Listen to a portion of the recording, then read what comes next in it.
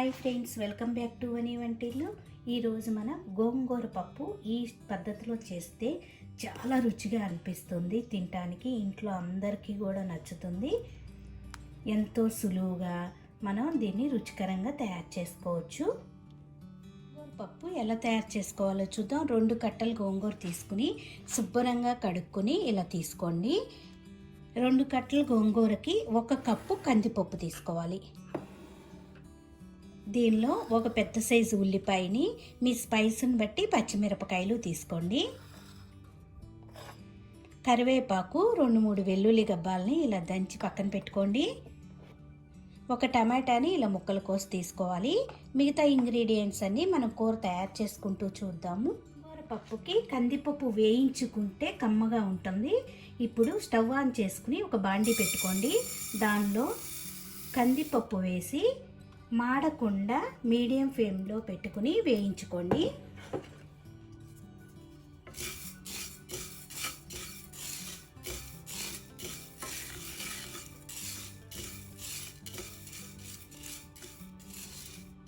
రెండు 3 నిమిషాలు ఇలా తిప్పుకుంటూ వేయించుకుంటే కందిపప్పు వేగిపోతుంది.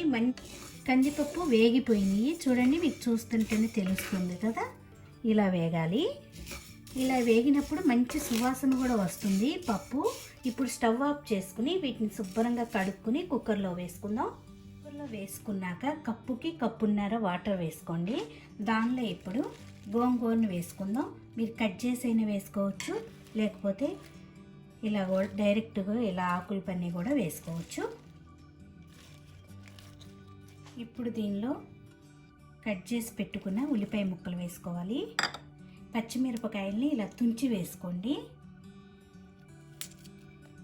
ఇలా తుంచి వేసుకోవటం వల్ల కారం అనేది మనకి పప్పులోకి దిగి రుచిగా ఉంటుంది. దీనిలో ఇప్పుడు టమాటా ముక్కలు వేసుకుందాం. దీనిలో 2 వెల్లుల్లి గబ్బాలని ఇలా దంచి వేసుకోండి. కొద్దిగా కరివేపాకు, ఉప్పు వేసుకుందాం. మీ రుచికి తగినంత ఉప్పును వేసుకోండి. దీనిలో 1/2 టీ స్పూన్ పసుపు, 1 స్పూన్ ఆయిల్,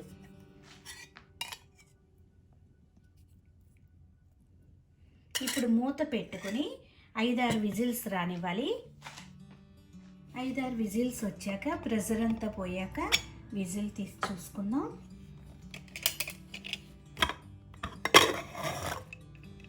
చూడండి, పప్పు గోంగూర ఉడికిపోయింది. దీన్ని ఇప్పుడు బాగా పప్పు గిత్తు తీసుకుని, లేకపోతే మీ దగ్గర పప్పు గుత్తు లేకపోతే గిరిటితో అయినా కూడా బాగా పప్పు గోంగూర కలిసేలా ఇలా మెతుపుకోవాలి. ఇలా మెతుపుకునేటప్పుడు మీరు తినే కారాన్ని బట్టి కొద్దిగా కారం కూడా వేసుకోండి. మనం పచ్చిమిరపకాయలు వేసుకున్నాము, చూసి కారం వేసుకోండి. పప్పు కూడా బాగా కలిసిపోయేలా మనం మెతుపుకుంటే కూర అంత రుచిగా అనిపిస్తుంది.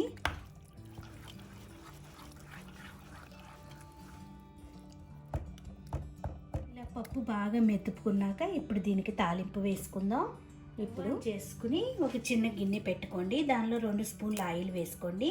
ఆయిల్ వేడయ్యాక ఎండుమిరపకాయని ఇలా తుంచి వేసుకోండి.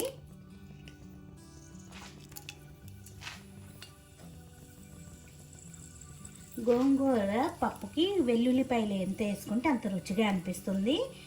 4-5 వెల్లుల్లి గబ్బాలని ఇలా దంచి వేసుకోండి.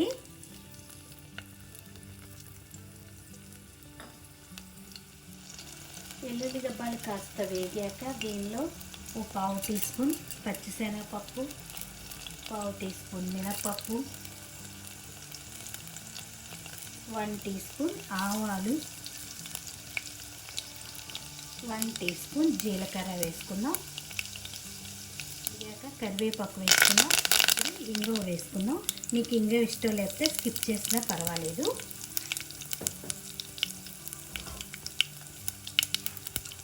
ఇప్పుడు దీనిలో ఉడికించుకున్న పప్పును వేసుకోవాలి.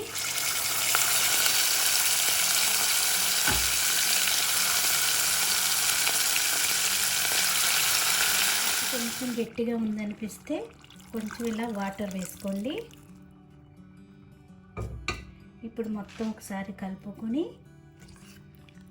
కాసేపు ఉడకనివ్వాలి. ఈ తాలింపులో ఉడుకుతున్నప్పుడు ఒకసారి రుచి చూసుకుని ఉప్పు వేసుకోండి.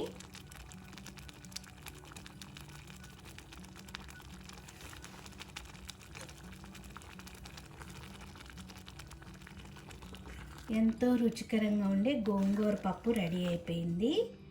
దీనిలో ఇప్పుడు లాస్ట్గా సన్నగా తరిగిన కొత్తిమీర వేసుకుందాం.